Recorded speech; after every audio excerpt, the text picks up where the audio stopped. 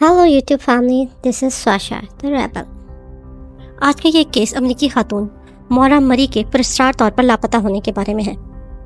मौरा मरी जो कि एक अमेरिकी खातून थी और 4 मई 1982 को अमेरिका की रियासत हैम्पस्टन मैसाचुसेट्स में पैदा हुई थी। मौरा मरी अपने पुरस्कार तौर पर लापता होने से कुछ दिन पहले भी काफ़ी मशकूक सरगर्मियों में मुलविस रहीं। उनका जो मिजाज था वो काफ़ी पुरस्कार था और फिर 9 फरवरी 2004 को उन्होंने छुट्टियां गुजारने के लिए अपना सामान पैक किया और गाड़ी में अपने उस मकाम की तरफ रवाना हो गई। उनकी गाड़ी को न्यू हैम्पशायर के एक कस्बा था वुड्सविल, वहाँ पे एक रोड गुजरती थी हाईवे जिसे 112 के नाम से याद किया जाता है। उस हाईवे पे उनकी कार को एक हादसा पेश आया। इस हादसे की इत्तला उस टाइम पुलिस को दी गई, लेकिन जब पुलिस पहुंची तो कार को बहुत ही कम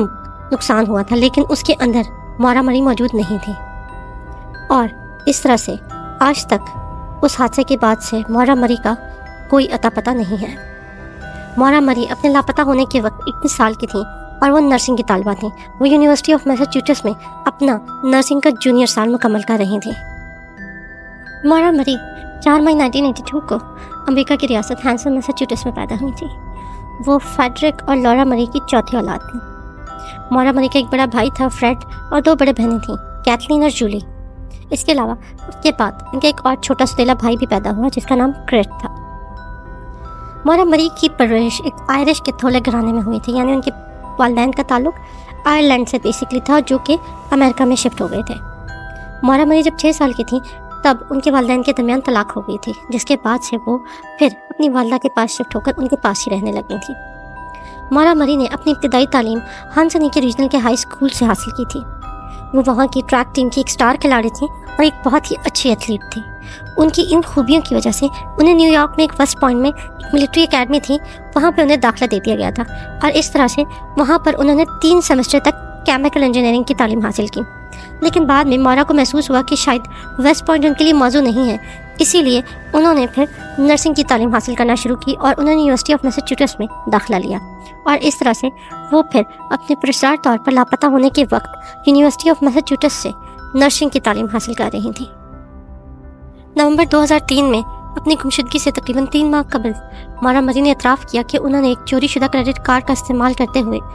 कई रेस्टोरेंट से खाना ऑर्डर किया, जिसमें मैसाचुसेट्स का एक बहुत ही महंगा होटल हेडली भी शामिल था। ये इल्ज़ाम उन पर 3 माह यानी दिसंबर तक जारी रखा गया, लेकिन बाद में इस 3 माह के दरमियान उनके अच्छे सलूक और बर्ताव की वजह से उनसे ये इल्ज़ाम खारिज कर दिया गया था। 5 फरवरी 2004 की शाम को जब वो अपने कैंपस की सिक्योरिटी के काम पर मामूर थी, तब मौरा मरी को उनकी बड़ी बहन कैथलीन ने कॉल की।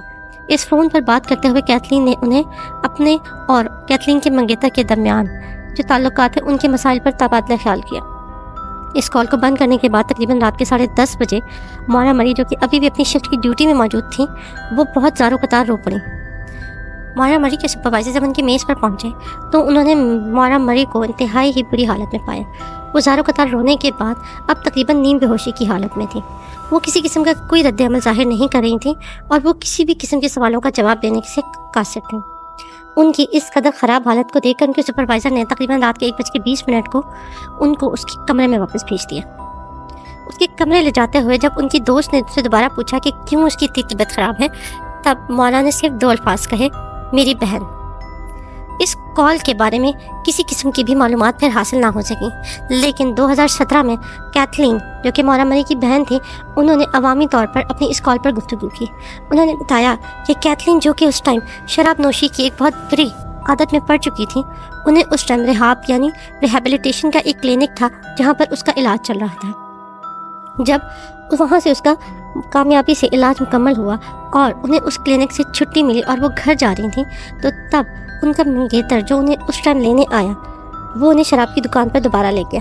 और इस तरह से वो शराब नोशी की वो बुरी आदत जो कि कैथलीन छोड़ना चाहती थी, उनके इस मंगेतर के गलत रवैये की वजह से वो दोबारा बहुत परेशान हो गई थी इस चीज़ से। इसी तरह इस वाक़े के पूरे 1 दिन के बाद मौरा से उसके वालिद फेडरिक मरी मिलने के लिए उसके कॉलेज आए। बाद में फेडरिक ने इस वाक़े को याद करते हुए बताया कि वो उस दिन अपनी बेटी मौरा मरी के साथ पूरी दोपहर शॉपिंग करते रहे। बाद में उन्होंने अपनी बेटी की एक दोस्त के साथ रात का खाना भी खाया। उसके बाद मौरा ने अपने वालिद को एक होटल रूम में छोड़कर उन्हीं की टोयोटा करोला उधार ली और वो अपने कॉलेज की तरफ चली गई। उनके कॉलेज के कैंपस में रात को एक पार्टी रखी गई थी। वो अपनी इस पार्टी में तकरीबन रात को 10:30 बजे पहुंची और 8 फरवरी यानी बरोज़ इतवार सुबह 2:30 बजे यानी रात के 2:30 बजे वो पार्टी से निकली और 3:30 बजे के करीब अपने वालिद से मिलने के लिए यानी उनके होटल की तरफ जाते हुए हेडली पे एक रूट नंबर 9 था, वहाँ पर मौजूद एक बहुत बड़ा ट्रक को मौरा मरी ने टक्कर मार दी थी। इस टक्कर की वजह से तकरीबन उनकी जो वालिद की गाड़ी थी उसमें $10,000 का नुकसान हुआ था। जब जायवाकुआ पर पुलिस अफसर पहुंचे तो उन्होंने इस हादसे की रिपोर्ट लिखी, लेकिन उस वक़्त क्योंकि उस इर्द गिर्द में सेवेरिटी टेस्ट जो कि उस टाइम की पुलिस उस टाइम किया करती थी किसी भी बहुत बड़े रोड पे एक्सीडेंट के बाद, ये टेस्ट इसलिए किया जाता है कि जिस शख्स ने कोई एक्सीडेंट या जिससे ये हादसा हुआ है वो किसी नशे की हालत में या किसी ऐसी उस टाइम किसी बीमारी की हालत में तो नहीं था जिसकी वजह से ये हादसा रोनुमा हुआ है। लेकिन उस वक़्त उनके पास पुलिस ऑफिसर्स के पास सेवेरिटी टेस्ट के लिए कोई भी ऐसी दस्तावेज़ मौजूद नहीं थी। इसीलिए मौरा मरी से शुरू वाली इब्तिदाई तफ्तीश करके उन्होंने उसे अपने वालिद के लिए होटल की तरफ रुखसत कर दिया। होटल वो तकरीबन सुबह के 5 बजे अपने वालिद के पास पहुंची। उसके बाद उनके वालिद के फ़ोन से उनके बॉयफ्रेंड को एक कॉल भी की गई थी, लेकिन उस कॉल में उन्हें अपने बॉयफ्रेंड से क्या बात की है, उनकी ऐसी आपस में क्या गुफ्तगू हुई, वो भी अभी तक नामालूम है। इसी तरह इतवार की सुबह मौरा मरी के जो वालिद थे फ्रेडरिक मरी, उनको मालूम हुआ कि इस तरह से उनकी गाड़ी को नुकसान पहुंचा है, लेकिन इनकी गाड़ी को इस पहुंचने वाले नुकसान की भरपाई उनके ऑटो इंश्योरेंस क्लेम से किया जाएगा। इसके बाद वो और मौरा एक दूसरे से बात करते रहे और उन्होंने मौरा को उसकी यूनिवर्सिटी छोड़ने के लिए एक और गाड़ी धार पर ली और उसे वो उसकी यूनिवर्सिटी छोड़ा। और उसे यूनिवर्सिटी छोड़ने के बाद वो अपने घर कनेक्टिकट जो कि अमेरिकी रियासत में एक जगह है वहाँ पर के लिए रवाना होगा। अपने घर पहुंचने के बाद उसी रात 11:30 बजे फ्रेडरिक मरी ने दोबारा मौरा को कॉल की और उन्होंने अपनी बेटी को मैसाचुसेट्स की रजिस्ट्री ऑफ मोटर व्हीकल से एक्सीडेंट के लिए एक फॉर्म मिलता था, यानी वहाँ की एक रजिस्ट्री थी जिसमें अगर आपको कोई हादसा पेश आ जाता है तो आप एक फॉर्म लेकर आते हैं, उसे फिल करते हैं और उसके बाद आपको इंश्योरेंस क्लेम की अमाउंट दी जाती है। ये वालिद और बेटी आपस में उस फॉर्म के बारे में तबादला ख्याल करते रहे और इसके बाद उन्होंने फ़ोन बंद किया। इसके अलावा फिर उन्होंने दोबारा पीर की रात इसी इंश्योरेंस क्लेम के बारे में बात करने पर राज़ी हुए। बाद में की गई जो तफ्तीश थी उसके मुताबिक 9 फरवरी को आधी रात को मौरा मरी ने अपने पर्सनल कंप्यूटर पर कुछ सर्चेस की थी। उन सर्चेस में जो सबसे हैरानकुन चीज़ थी कि वो शुमाल की तरफ वर्मोंट का एक इलाका था जो कि उनके कॉलेज से जाता था, वो उस इलाके के रास्ते की तलाश कर रही थी कि किस तरह से वो अपने कॉलेज से उस इलाके बर्लिंगटन वर्मोंट की तरफ जाएंगे। उस दिन पूरा दिन उन्होंने किसी से भी बात नहीं की, लेकिन रात को 1 बजे उन्होंने अपने बॉयफ्रेंड को एक ईमेल की थी जिसमें उन्होंने अपनी मोहब्बत का इजहार किया था और उसको ये मैसेज भी दिया था कि वो आज उनसे इतनी बात नहीं करना चाहती, लेकिन वो वादा करती हैं कि बाद में आके उनसे कॉल पे ज़रूर बात करेंगे। इसी तरह उन्होंने एक और जगह भी फ़ोन कॉल की थी और एक घर जो कि न्यू हैम्पशायर में है, ये एक रियासत है अमेरिका में, वहाँ पर मौजूद था जहाँ पर अक्सर मौरा मरी की जो फैमिली है जब वो गर्मियों की छुट्टियाँ उस इलाके में गुजारने जाते थे तो अक्सर वो घर किराए पे लेकर वहाँ पे रहते थे। तो मौरा ने उस घर के मालिक को कॉल करके उससे पूछा था कि क्या वो कुछ दिनों के लिए वो घर किराए पे ले सकती हैं, जिस पर उसके मालिक ने इनकार कर दिया था और कहा था कि फ़िलहाल उन्होंने ये घर किसी और को किराए पर दिया हुआ है। कॉल रिकॉर्ड्स के मुताबिक ये कॉल उनकी तकरीबन 3 मिनट की थी। इसके बाद अगले दिन जब दोपहर का टाइम हुआ तकरीबन 1:24 पर, तब भी मौरा ने अपना जो सुपरवाइज़र था जिनके अंडर वो काम करती थी अपने नर्सिंग स्कूल में, उनको उन्होंने एक ईमेल भेजी जिसमें उन्होंने अपने सुपरवाइज़र को बताया कि उनकी फैमिली में एक डेथ हो गई है जिसकी वजह से उन्हें अपने शहर से 1 हफ्ते के लिए बाहर जाना पड़ेगा और अपनी फैमिली के साथ जब वो बाहर जाएंगी तो जैसे ही वो वापस पहुंचेंगी तो फिर वो अपने सुपरवाइज़र को इतला देंगे और उनसे अपने काम वगैरह के बारे में डिस्कस कर लेंगे। इसके अलावा फिर 2 बजे मौरा ने अपनी एक कुलीग जो कि उसकी हॉस्टल की थी उसको भी कॉल की, लेकिन उस कॉल के बारे में फ़िलहाल तक कुछ भी मालूम नहीं हो सका। इसके अलावा उन्होंने अपने इस बॉयफ्रेंड जो उनका था उसके पास एक पैगाम भी भेजा, वॉइस नोट भेजा था जिसमें उन्होंने उनसे कहा था कि वो अपने मामलात के बारे में बाद में बात करेंगे, जो कि ये कॉल वो वाला मैसेज जो था वो तकरीबन 1 मिनट का था। मौरा मरी उस दिन जब वो अपने हॉस्टल में मौजूद थी, अपने हॉस्टल में उन्होंने अपना सारा सामान जिसमें उनके सारे कपड़े, अपना सारा रहन सहन का सामान, अपने कॉलेज की सारी किताबें पैक कर ली थी। اس کے ساتھ ساتھ انہوں نے اپنے ساتھ برتھ کنٹرول پلس یعنی حمل کو روکنے والی پلس بھی اپنی گاڑی میں رکھی تھیں۔ بعد میں جب پولیس نے ان کے کمرے کی تلاشی لی تو انہیں پتہ چلا کہ ان کے تقریباً ساری چیزیں انہوں نے اپنے ساتھ کارٹنز میں پیک کر کے اپنے ساتھ لے گئی تھیں، یہاں تک کہ جو انہوں نے اپنے کمرے کی دیواروں پر اپنی کچھ تصویریں اور باقی کچھ آرٹ وغیرہ لگایا ہوا تھا وہ بھی انہوں نے ہٹا کے اپنے ساتھ لے گئی ہیں۔ پولیس کو یہ پتہ نہ چل سکا کہ مونا نے یہ ساری چیزیں کیوں ہٹا کے اپنے ساتھ لے کے گئی تھیں، کیونکہ وہ صرف ایک ہفتے ہی کی چھٹی پہ جا رہی تھیں یا وہ جانا چاہتی تھیں واپس، انہوں نے شاید اسی کالج آنا تھا، لیکن اس چیز کا کوئی بھی ان کو علم نہ ہو سکا کہ ساری چیزیں وہ اپنے ساتھ کیوں لے کے گئی تھیں۔ اس کے علاوہ اس تفتیش میں پولیس کو یہ بھی پتہ چلا کہ اتوار کی رات یعنی اتوار اور پیر کی جو بیچ والی رات تھی، مونا نے اپنی یہ ساری پیکنگ رات کو کی تاکہ دن میں کسی کو پتہ نہ چل سکے کہ مونا یہ سب کچھ پیک کر رہی ہیں۔ اس کے علاوہ ایک دو جو باکسز تھے جو کہ اس کے کمرے میں رہ گئے تھے، اس کے اوپر اس نے ایک ای میل ایڈریس پرنٹ کر کے رکھا تھا جو کہ اس کے بوائے فرینڈ کا تھا۔ اس کے علاوہ اس کمرے میں موجود کچھ ڈبے ایسے بھی تھے جن میں کچھ آرٹ ورک اور کچھ گفٹس وغیرہ پیک کیے تھے، ان ڈبوں کے اوپر مونا کے بوائے فرینڈ کا ای میل ایڈریس تھا، جس کے بعد تفتیش کے بعد پولیس کو اندازہ ہوا کہ شاید مورا مری اور اس کے بوائے فرینڈ کے درمیان تعلقات کچھ اچھے نہیں چل رہے تھے، اور مورا چاہتے تھے کہ ان کا یہ جو سامان جو کہ اس باکسز ان کارٹرز میں پڑا ہے وہ اس کا بوائے فرینڈ ان سے لے جائے۔ اسی طرح دوپہر میں تقریباً 3:30 بجے مورا اسی دن انہوں نے اپنا کیمپس، ان کی بلیک کلر کی کرولا سیڈان تھی، اس میں انہوں نے اپنے کالج کا کیمپس چھوڑا اور وہ وہاں سے نکل گئی۔ اس دن یونیورسٹی میں کلاسز کینسل ہو گئی تھیں کیونکہ بہت ہی برا برف کا طوفان اس علاقے میں آیا ہوا تھا۔ وہاں سے نکلنے کے بعد تقریباً 3:30 سے 4 بجے کے درمیان مورا مری نے ایک قریبی ATM سے $280 بھی نکلوائے تھے۔ اس کی اس فوٹیج میں دیکھا جا سکتا تھا کہ مورا اس ٹائم اکیلی تھی۔ اس کے بعد وہ اس کے قریب ایک شراب کا سٹور تھا، وہ وہاں گئی۔ وہاں سے جا کر انہوں نے تقریباً $40 کے بہت ساری مختلف قسم کی شراب، جس میں سے سرخ قسم کی شراب اور بھی بہت قسم کی شراب کی بوتلیں تھیں جو کہ انہوں نے اپنے ساتھ خریدی اور اپنے ساتھ گاڑی میں رکھ لی۔ اس سٹور کے سیکیورٹی کا جو فوٹیج تھا، جو کیمرہ تھا، اس میں بھی دیکھا جا سکتا تھا کہ مورا جب یہ سب کچھ خرید رہی تھیں تو وہ اکیلی تھیں۔ اسی ہی دن جس دن مورا اپنے کالج سے نکلی تھی اور یہ ساری شاپنگ کی، انہوں نے جو کہ رجسٹری تھی موٹر وہیکل کی، کیونکہ ان کی پچھلی گاڑی جو کہ انہوں نے خراب کر دی تھی اس ایکسیڈنٹ کی وجہ سے، اس کا جو ایک ایکسیڈنٹل فارم تھا جو کہ ان کے والد نے ان سے کہا تھا کہ وہ اٹھانا ہے، مورا نے وہ والا فارم بھی موٹر وہیکلس کی رجسٹری سے اٹھا لیا تھا۔ اس کے بعد مورا نے وہ علاقہ چھوڑا اور 4 سے 5 بجے کے درمیان تقریباً انٹرسٹیٹ 91 ایک نارتھ ایک بارڈر تھا جو کہ ان کے کالج اور جو کہ نیکسٹ اسٹیٹ کا ایک بارڈر تھا، وہ وہاں سے کراس ہوئی تھیں، جو کہ بعد میں وہاں کی جو فوٹیج تھی اس سے پتہ چلا تھا۔ اسی طرح اس دن تقریباً 4:30 سے 5 بجے کے بیچ میں ہی مورا مری کے پاس جو وائس میلز آئی تھیں، یعنی ان کو جو پیغامات بھیجے گئے تھے وائس میلز میں، وہ انہوں نے سنے اور انہوں نے 1-2 کا اس میں سے جواب بھی دیا تھا۔ اور آج تک جو تفتیش کی جا رہی ہے اس میں آج تک کسی کو بھی نہیں پتا، کیونکہ مورا نے اپنے کالج سے نکلنے اور جس راستے پر وہ جا رہی تھیں اس کے بارے میں اپنے کسی کلیگ، اپنے کسی بہن بھائی، اپنے کسی سپروائزر، کسی کو بھی نہیں بتایا تھا، اور نہ ہی کوئی ایسا ثبوت اس کے کمرے یا ارد گرد سے مل سکا تھا کہ وہ کیوں یہ سب کچھ پیک کر کے اور جس سمت کی طرف وہ جانا چاہ رہی تھی وہ کیوں نکل کر گئی ہیں۔ اور پھر پیر کی شام تقریباً 7 سے لے کے 7:15 کے بیچ میں ہیمپشائر کے جو گاؤں کا علاقہ تھا وڈس ولا، وہاں کے روڈ 112 پر وہاں کی ایک رہائشی کو بہت ہی زوردار سی آواز سنائی دی۔ جب اس نے اپنے گھر کی کھڑکی سے باہر دیکھا تو ایک بہت بڑی گاڑی وہاں پر موجود ایک بہت بڑے درختوں سے ٹکرا گئی تھی اور بہت ہی بری طرح سے وہاں پر موجود برف میں پھنسی ہوئی تھی۔ اس عورت نے اس ٹائم وہاں پر موجود کاؤنٹی شیرف کے ڈپارٹمنٹ میں بھی کال کی اور انہیں اس ایکسیڈنٹ کے بارے میں آگاہ کیا۔ اس کے بعد اس نے 911 لاک پر بھی کال کی۔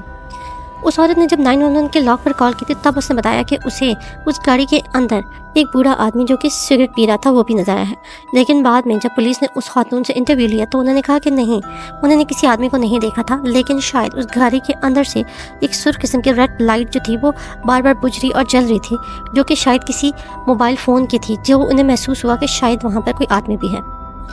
ایکسیڈنٹ کے وقت وہاں سے ایک موٹر بائک والا یعنی ایک موٹر سائیکل بندہ گزرا اور ایک اسکول بس کا ڈرائیور تھا جو کہ اسی قریب کے علاقے میں رہتا تھا۔ ان دونوں کے مطابق انہوں نے گاڑی دیکھی تھی۔ اس کے علاوہ بس ڈرائیور کے مطابق انہوں نے وہاں پہ اس جوان خاتون یعنی مورا مری کو بھی دیکھا تھا جو کہ اپنی گاڑی کے ارد گرد پھر رہی تھیں۔ جو اسکول ڈرائیور تھی بعد میں انہوں نے پولیس کو تفتیش میں بتایا کہ انہوں نے اس خاتون کو جب دیکھا تو انہیں بظاہر اسے کوئی بھی چوٹ نہیں لگی ہوئی تھی، اسے کوئی قسم کا خون نہیں بہہ رہا تھا اس کے جسم کے کسی بھی حصے سے، لیکن انہیں بہت زیادہ سردی محسوس ہو رہی تھی اور وہ سردی کی وجہ سے کانپ رہی تھی۔ اس کی وجہ سے انہوں نے اس خاتون کو مدد کے لیے کہا اور ان سے کہا کہ انہوں نے پولیس کو بھی کال کی ہے، لیکن وہ خاتون جو ہے انہوں نے ان کو منع کیا کہ وہ پولیس کو دوبارہ کال نہ کریں، کیونکہ انہوں نے آلریڈی پولیس کو کال کر دی ہے، کیونکہ بعد کے ریکارڈ کے مطابق مورا نے کسی بھی قسم کی کوئی کال، جو کہ اس ٹائم اس کا جو سیل فون تھا وہ ایکٹیو تھا، لیکن اس نے اس ٹائم پولیس کو کوئی بھی کال نہیں کی تھی۔ وہ جو اسکول بس ڈرائیور تھا اسے پتا تھا کہ اس ٹائم اس علاقے میں کوئی بھی سیلولر نیٹ ورک کے جو سگنل تھے وہ کام نہیں کرتے تھے، اسی لیے اس نے گھر پہنچ کر شیرو ڈپارٹمنٹ کو 743 پر دوبارہ کال کی، اور اس ٹائم اسے وہاں پر مورا کی گاڑی تو نہیں نظر آ رہی تھی، لیکن اسے اس روڈ پر کافی ساری گاڑیاں نظر آئیں جو کہ گزری پولیس کے پہنچنے سے پہلے۔ اس طرح ایک اور خاتون جو کہ وہیں پر کہیں کام کرتی تھی اور کام سے چھٹی ہو کر اپنے گھر واپس آ رہی تھی، انہوں نے کہا کہ وہ اس حادثے کے مقام سے تقریباً 7:37 بجے پر گزری تھی۔ 7:37 کے ٹائم انہوں نے دیکھا تھا کہ پولیس کی ایک گاڑی SUV وہ مورا کی گاڑی کے بالکل آمنے سامنے پارک کھڑی ہوئی تھی۔ وہ اس طرح کے حادثے کو دیکھ کر کچھ دیر وہاں کھڑی ہوئی اور گاڑی سے باہر نکل کے انہوں نے دیکھا، لیکن نہ مورا کی گاڑی میں نہ پولیس کی گاڑی، ان دونوں کی گاڑیوں میں کوئی بھی موجود نہیں تھا، یہ دونوں گاڑیاں بالکل خالی تھیں۔ پھر انہوں نے شاید حادثہ دیکھا کہ وہ اس قدر سخت یا اس قدر پریشان کن حادثہ نہیں ہے، اس لیے وہ خاتون گھر چلی گئی۔ خاتون کے اس دعوے کو، جس میں انہوں نے کہا تھا کہ انہوں نے 7:37 پر وہاں سے گزرتے وقت دیکھا تھا پولیس کی گاڑی کو،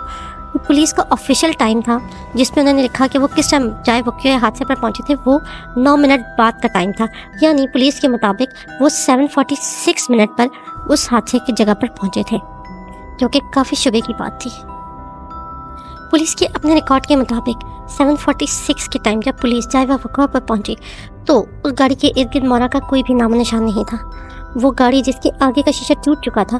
اسے لاک کر کے مورا وہاں پر نہیں تھی موجود۔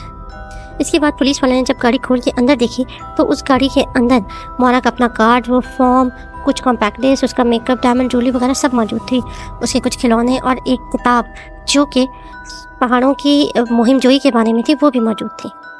لیکن مورا کا اپنا ڈیبٹ کارڈ، کریڈٹ کارڈ اور اس کا اپنا سیل فون موجود نہیں تھا، اور اس تاریخ اور وقت کے بعد دوبارہ اس کے کریڈٹ کارڈ یا سیل فون کے آن ہونے کی کوئی بھی رپورٹ موصول نہیں ہو سکی تھی، یعنی اس کے بعد سے اس کے سیل فون یا ڈیبٹ یا کریڈٹ کارڈ کو استعمال نہیں کیا گیا تھا۔ 8 بجے کے قریب مورا کی وہ گاڑی جو کہ روڈ کو بلاک کر رہی تھی اس کے لیے ایک ٹرک منگوایا گیا اور اس طرح سے اسے باندھ کے وہاں پہ ایک لوکل گیراج میں بھیج دیا گیا تاکہ روڈ کلیئر ہو سکے، اور اس کے بعد جو پولیس آفیسر جائے وقوع پر پہنچا تھا وہ اپنے آفس واپس چلا گیا۔ 8 سے 8:30 بجے کے درمیان ایک کانٹریکٹر جو کہ اسی روٹ سے اپنے گھر کی طرف واپس آ رہا تھا، وہ شمال سے واپس اپنے گھر کی طرف یعنی نیچے کی طرف آ رہا تھا، اس نے ایک نوجوان خاتون کو دیکھا جو کہ جینس پہنے ہوئی تھی اور اس نے اس کے اوپر بہت ہی ڈارک کلر کا کوٹ پہنا ہوا تھا اور بھورے رنگ کی اس نے جیکٹ پہنی ہوئی تھی۔ وہ بہت ہی تیز قدموں سے آگے شمال کی طرف جا رہی تھی اور وہ اسی روٹ یعنی روٹ 112 پر سفر کر رہی تھی، اور اس ٹائم کے مطابق یعنی اگر ہم دیکھیں تو وہ 4 سے 5 مائل 6 سے 8 کلومیٹر اپنی گاڑی سے دور تھی مورا، کیونکہ بعد میں تصدیق کی گئی کہ جی مورا نے بھی یہی والا لباس پہنا ہوا تھا۔ اس سارے حادثے کے بارے میں ابھی تک مورا مری کے گھر میں کوئی بھی خبر نہیں پہنچی تھی۔ اگلے دن 10 فروری کو 12:30 بجے کے قریب مورا مری کی تلاشی کے لیے ایک باقاعدہ رپورٹ جاری کر دی گئی، جس میں مورا مری نے جس طرح کے کپڑے پہنے ہوئے تھے وہ چھاپا گیا اور کہا گیا کہ اس طرح کی خاتون اگر کہیں نظر آتی ہیں تو پولیس کو فوراً بتایا جائے۔ اسی دن تقریباً 3:30 بجے مورا مری کے والد فرینڈ مری کو ایک وائس میل بھی چھوڑی گئی جس میں انہیں بتایا گیا کہ اس طرح کی ان کی خالی گاڑی انہیں روٹ 112 پر ملی ہے۔ فرینڈ مری اس ٹائم کیونکہ اس اسٹیٹ میں نہیں تھے، وہ دوسری جگہ پر کام کرتے تھے، اس لیے انہیں وہ کال ریسیو نہیں ہوئی، اور شام کو 5 بجے ان کی بڑی بیٹی نے وہ وائس میل سنی اور انہوں نے اپنے والد کو کال کر کے بتایا کہ اس طرح سے مورا مری جس گاڑی میں نکلی تھی اس کا ایکسیڈنٹ ہوا ہے اور مورا وہاں پر موجود نہیں ہے۔ فریڈرک مری نے پھر ہارون ہل کی پولیس اسٹیشن جو کہ اس ڈپارٹمنٹ جو کہ اس ٹائم وہاں حادثے پر جنہوں نے رپورٹ بنائی تھی ان سے کانٹیکٹ کیا۔ انہوں نے ان کے فادر فریڈرک مری کو بتایا کہ اگر رات یا اگلی صبح تک بھی مورا مری کا کوئی بھی پتہ نہ چلا تو اس کے بعد باقاعدہ ایک پوری بڑی سرچ لانچ کی جائے گی مورا مری کے بارے میں۔ یہ سارے حالات ہونے کے بعد بھی یعنی پورا دن گزر گیا اور فروری 11 تک مورا مری کا کوئی اتا پتہ نہ چلا، تو 11 فروری کو صبح 8 بجے ہی فریڈرک مری ہاون ہل پولیس اسٹیشن پہنچ گئے تھے، اور 8 بجے کے قریب ہی پولیس اسٹیشن سے باقی لوگوں نے ایک باقاعدہ سرچ لانچ کی۔ اس تلاشی کے دوران جو باقاعدہ ٹرینڈ کتے ہیں انہیں بھی استعمال کیا گیا تاکہ وہ مورا مری کی جو خوشبو ہے یا اس کے جو کپڑے یا گاڑی کے اندر اگر اس طرح کی کوئی خوشبو ہے اسے ارد گرد کے علاقے میں ڈھونڈ سکیں۔ مورا کی تلاشی کے لیے جو کتے لائے گئے تھے انہوں نے گاڑی میں سے مورا کی پرفیوم کی خوشبو سونگھ کر آگے صرف 100 میٹر تک دوڑ لگائی۔ اس کے بعد وہ وہیں پر رک گئے، یعنی اس کے بعد پولیس کا خیال تھا کہ یہاں سے مورا ہو سکتا ہے کسی اور گاڑی میں بیٹھ کے آگے چلی گئی تھی۔ 5 بجے کے ٹائم مورا مری کا جو بوائے فرینڈ تھا وہ اپنے والدین کے ساتھ وہیں ہارون ہل پولیس اسٹیشن بھی پہنچ چکا تھا۔ مورا مری کے اس بوائے فرینڈ کو پہلے پولیس نے الگ میں لے جا کے اس سے تفتیش کے بعد میں اس کے ماں باپ کے ساتھ مل کے اس کے ساتھ تفتیش شروع کی گئی۔ اس کے علاوہ پولیس نے اپنا یہ بھی اسٹیٹمنٹ دیا کہ مورا مری یا تو کہیں کسی چیز سے بھاگنے کی کوشش کر رہی تھی یا شاید خودکشی کی کوشش کر رہی تھی، جسے اس کے خاندان نے بالکل ڈینائی کر دیا۔ ان کے مطابق وہ اچھی اور بہت زندہ دل لڑکی تھی اور وہ ایسا کچھ نہیں کر سکتی تھی۔ مورا مری کے بوائے فرینڈ ہارون ہل پولیس اسٹیشن آنے کے لیے جب اس نے اپنی فلائٹ لی تو فلائٹ کے دوران اس نے اپنا موبائل فون بند کر دیا تھا، لیکن ہارون ہل پولیس اسٹیشن پہنچنے کے بعد جب اس نے موبائل آن کیا تو وہاں پر اس کے پاس ایک وائس میل موجود تھا۔ اس وائس میل میں وہ کہتا ہے کہ اسے کسی کی سسکیوں کی آواز سنائی دے رہی تھی۔ اس کے بوائے فرینڈ کے مطابق وہ مورا کی شاید سسکیوں کی آواز تھی۔ اس نمبر کو جب پولیس نے ٹریس کیا تو وہ امریکن ریڈ کراس کا نمبر تھا، لیکن اس کے بعد اس میں ایسی کوئی اور نہیں معلومات نہیں مل سکی اور وہاں پر وہ لیڈ بھی کلوز ہو گئی۔ امریکہ میں نامعلوم افراد کے کیسز کو لوکل پولیس یا اسٹیٹ پولیس ہی ہینڈل کرتی ہے، لیکن مورا مری کے کیس کو بہت زیادہ میڈیا کوریج ملی، جس کی وجہ سے FBI نے بھی اس کیس کو جوائن کر لیا تھا۔ FBI نے شروع میں اس کی فیملی، اس کی بوائے فرینڈ کی فیملی اور اس کے کالج کے کچھ دوستوں کے انٹرویوز لیے، لیکن وہاں سے اسے کوئی بھی ایسا کوئی ثبوت یا کوئی شواہد نہیں مل سکے۔ اس کے بعد مورا کی تلاشی کے لیے دوبارہ 10 دن کے بعد ایک بہت بڑی سرچ لانچ کی گئی اسی جگہ پر، جہاں پہ نہ صرف نیچے پولیس وغیرہ اور لوکل لوگ جو ہے وہ اس کی تلاشی انہوں نے نیچے زمین پر کی، بلکہ ہیلی کاپٹر جن میں تھرمل امیجنگ کیمراز لگے ہوئے تھے وہ بھی استعمال کیے گئے۔ تھرمل امیجنگ کیمراز جو ہوتے ہیں وہ برف کے نیچے یا درختوں کے نیچے اگر کوئی ایسی چیز ہے جو کہ عام لوگوں کو نہیں نظر آ جاتی، وہ تھرمل امیجنگ کیمرا کی وجہ سے شاید ہیلی کاپٹر میں نظر آ جاتی ہے۔ اس کے علاوہ ان کے ساتھ ٹریکنگ ڈاگس اور کیڈاور ڈاگس کی ایک بریڈ ہے جو کہ بہت زیادہ پروفیشنل ہوتے ہیں اس طرح کی کوئی بھی چیز ڈھونڈنے میں۔ ان کتوں کو بھی استعمال کیا گیا تاکہ مورا مری کا کوئی نشان مل سکے۔ اسی طرح سے اسی تلاشی کے دوران مورا کی بڑی بہن کو وہیں اس حادثے سے تقریباً کچھ 10 میٹر کی دوری پر ایک بہت ہی زیادہ بری طرح سے پھٹا ہوا ایک انڈر ویئر ملا، جو کہ بعد میں لے کر آیا گیا اور اس کی DNA ٹیسٹنگ کی گئی، لیکن وہ پتہ چلا کہ وہ مورا کا نہیں تھا۔ اور اس طرح سے یہ جو بہت بڑی سرچ لانچ کی گئی جس میں 2 دن تک مسلسل اسے تلاش کیا جاتا رہا، وہ بے سود رہی اور مورا کا کوئی بھی نشان نہیں مل سکا۔ پولیس نے مورا کے اس کیس کو شروع میں نامعلوم افراد یا لاپتہ افراد کے کیس کے طور پر ہینڈل کیا، کیونکہ ان کے مطابق مورا کی ساری تیاری اس طرح سے تھی کہ شاید وہ ایک ہفتہ کہیں چھٹیاں گزارنا چاہتی تھیں یا غائب ہونا چاہتی تھیں جان بوجھ کر اپنی فیملی سے، جس کے بارے میں انہوں نے اپنے دوستوں یا فیملی میں سے کسی کو بھی نہیں بتایا تھا۔